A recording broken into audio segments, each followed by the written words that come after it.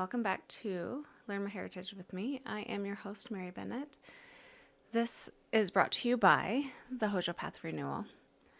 I am a Diné woman who is reclaiming what was interrupted, learning deeper layers of my heritage out loud so that it roots deeper within me. Due to assimilation and generational disruption, many of us did not receive these teachings fully. So this space is where I return to them, not as an expert, but as a student. Also, in today's episode, there are a lot of Navajo words. And if you listen to my first episode, you know that there's not a word-for-word translation for Navajo. Pronunciation is very difficult, and I did not grow up with the language. So I will do my best, but I'm definitely not an expert, and I'm certain I will fumble the words. But again, I will do my best. So today we are talking about the Hooghan. And what I have learned is that the home is not just about a dwelling, a home, a structure. It's about how to live in alignment.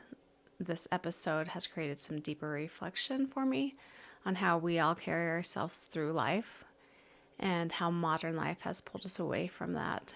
In this episode, we will mainly be focusing on the male Hooghan. But with that being said, the Hooghan isn't just one structure. There are actually two separate types. So the male Hooghan is the ceremonial Hooghan, and the female Hooghan is actually like where you're living. And you're going to start to realize that through these episodes that the Navajo beliefs and teachings are all about living in Hózhå, which is balance, harmony, beauty, right relationships. So the male Hooghan is more of a pointed building structure. It's built for ceremony, for prayers, for rituals like Hózhå, which is blessing, a harmony ceremony. And it represents connection to the sky, the universe, something higher, something greater than us. Now, the female Hooghan is actually where life happens. It's round and grounded. It represents Adzan, which is woman, feminine life force, which is nurturing, holding, sustaining life. And like I said, this isn't about separate things. It's about having balance, having Hózhå. Because one is where you align, and the other one is where you live that alignment out. So what I've learned is that the Hooghan was created with intention, with guidance from spiritual figures like Ma'i, which means coyote, and Hashche, which I know I did not pronounce correctly, but it means talking God, holy being.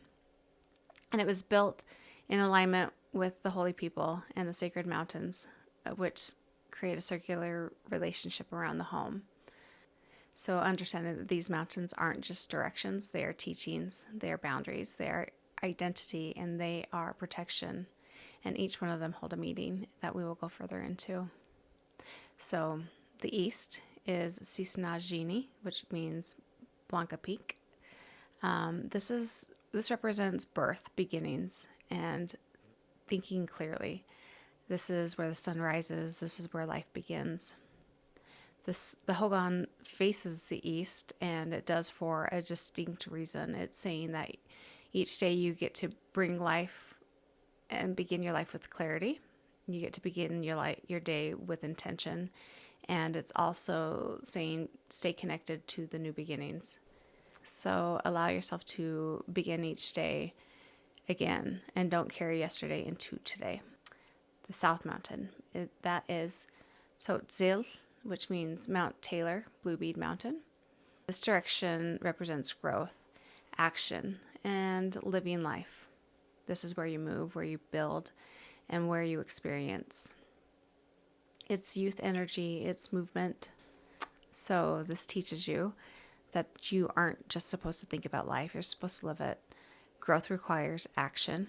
And it reminds me of my little saying that I have that is attraction takes action. It's in the very word.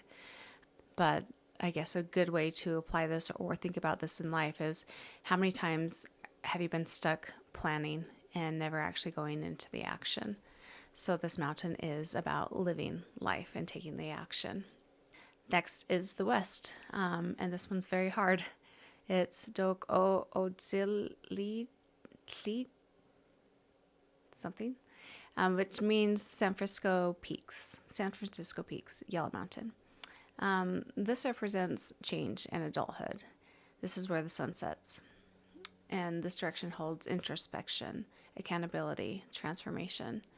This is where you take a look at your life and review it honestly. In this teaching, it is saying to take a moment to reflect. Don't stay so busy that you're avoiding the reflection, because growth doesn't just happen when you have that action. It's actually, what are you going to do after you've taken that action and you've reflected on what the causality and what happened after. So growth happens with reflection. So the North Mountain is Diné Nitza, which is Hesperus Mountain. And this represents wisdom, strength, and endurance. This is elder energy. This is where you hold knowledge and you stand strong and you carry the teachings forward. You become the mentor. And this direction teaches that life is not just about movement. It's about becoming wise and becoming that mentor. Strength is built over time. And I think that in the modern life, we don't honor this part of our stage enough. We tend to rush everything. But this teaches that there is power in staying grounded. So back to the east. So there are fifth and sixth mountain, which represents the doorway to light, but it also is an access point to the sunrise every single day. So every single day begins with light, and that's not just symbolic, it's a practice. These mountains represent access to light, acknowledging that you have a new beginning, grounding yourself with time and rhythm, and aligning yourself with something that's bigger than you. So in Diné teaching, it is connecting to living in Hózhå, which again is the balance, harmony, beauty, right life, right relationships. And to be honest, most of us aren't living in Hózhå. Most of us don't start our day with that. We wake up and we're already stressed, right? We wake up and we have already started thinking about yesterday and we're carrying that into today. And we tend to skip the moment of the beginning, the start of the new day. So it's remembering that every single morning you have a day, you have the opportunity to choose to start again, and that you have a doorway that's available for you to walk through, but you have to choose to. You have to choose to begin again. So it's not reacting, but it's choosing. It's what that teaching is all about.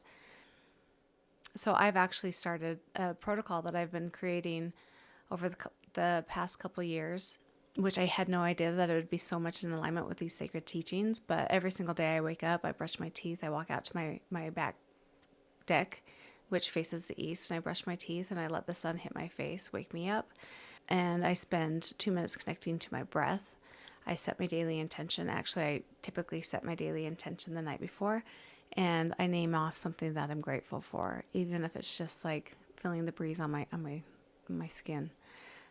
I actually have created a planner that's based around a lot of this teachings. I didn't know that it would be so in alignment with it, but it does create a path to Hózhå. I'll put a link in the show notes, and it's also available on Amazon. It is called The Thrill of Success, but I did not know when I was creating this planner how much it would align with these teachings.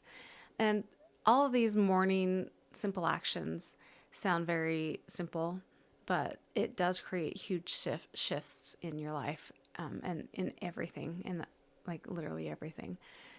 So it makes it so that you don't start your day in chaos. I get to start it in Hózhå. So when you look at all of this together, you're not just looking at land. You're not just looking at a home. You get to see a complete system. So east is beginning. South is living. West is reflection. And north is where you become wise. And then east is where you get to enter again. And the Hooghan sits in the center of that. Because we are all meant to live in balance.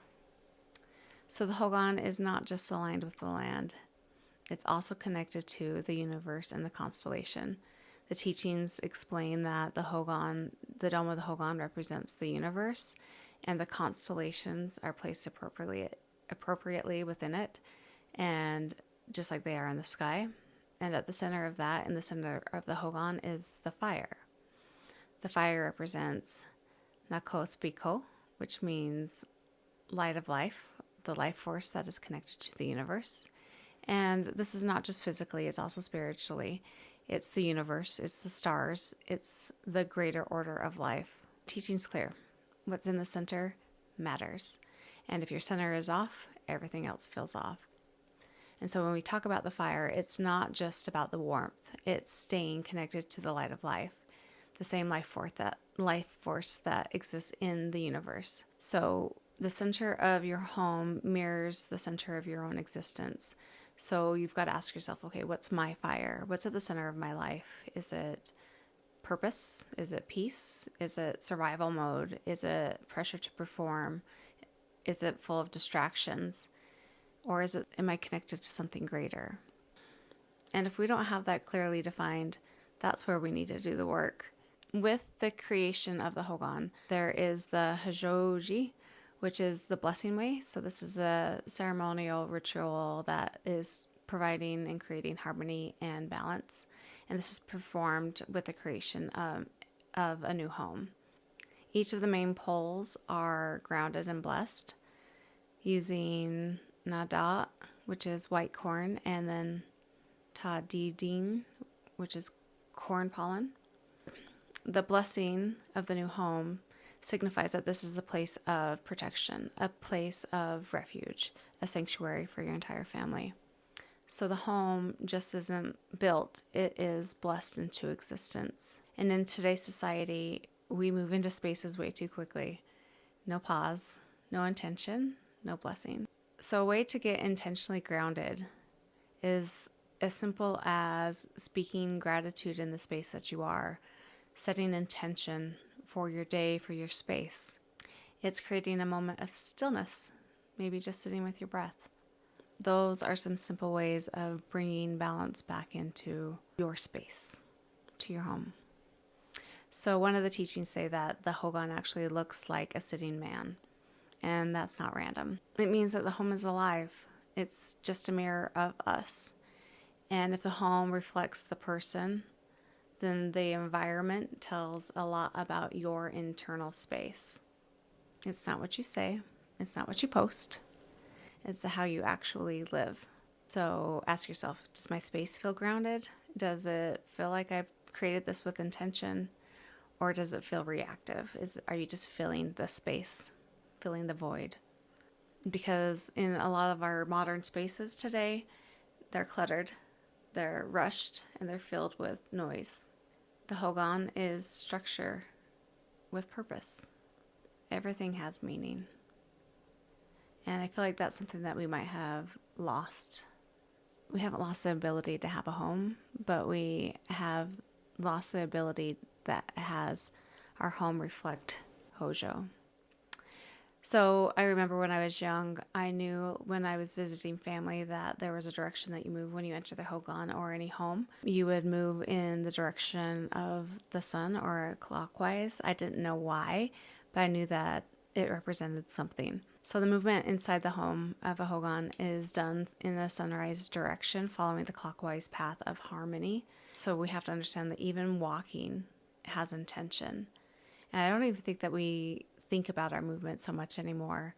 We tend to rush into everything. We rush into rooms, we rush into conversations, we rush into relationships, and we rush into decisions. But this teaching clearly shows that every movement carries energy and should be done with intention. So there are some small ways that you can implement these teachings into your everyday life, which can be just pausing at a door, taking a deep breath, and just being present. This is coming back into alignment. This is coming into Hózhõ. I remember traveling with my aunt, Juanita, and she told me, when you are arriving at a home, at a Hooghan, you sit in your car for at least 15 minutes so that you allow that each party to be present when you enter, and you are giving them respect and giving them the balance so that they are ready for you. I know that there are many of us that were raised outside of these teaching of the Diné Bikǫʼ, which means the land of the Diné, which is Navajo homeland. And this wasn't by choice. This was because of disruption. This was from boarding schools, foster programs, assimilation. We weren't taught how to live like this. We were taught how to survive.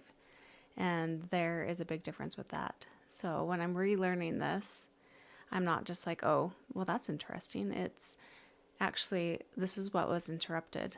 There's a reason why.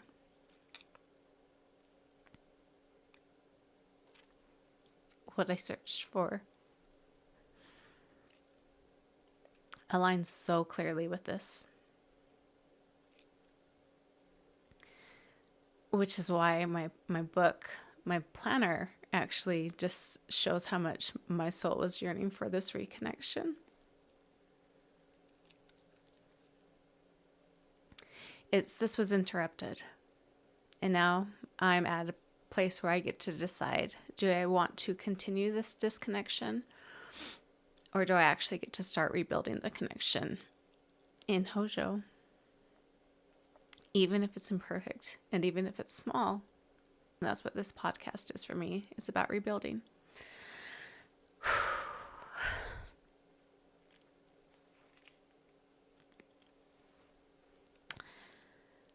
So, shifting gears a bit, talking about what the Hóghans were made out of. So the traditional materials, they were built from materials that were from the land. Nothing was random. Nothing was imported. And most commonly, things that were used were logs, usually pine or cedar. That was used for the main structure. And then packed earth and mud, which was used to seal and insulate. Stone, sometimes to help brace the base and reinforcement. And then brush, bark, and soil layers for roofing and insulation. Everything came from Diné Bikǫʼ, which again is the land of the Diné, the Navajo homeland. And this matters because it shows that the home isn't separate from the land. It is a part of it, just like we are. So this just wasn't about practicality, it was about philosophy as well. Using these natural materials meant that the home stayed connected to the earth and that the home could return to the earth and live in Hózhå. Nothing was wasted and nothing was forced. And I feel like that's a complete different mindset than what we have in today's modern construction. So I told you at the beginning that there were differences in the male Hooghan and the female Hooghan. The male Hooghan is a ceremonial Hooghan. It's more like a cone-shaped structure, more pointed, and it was used mostly for ceremonies and spiritual practices.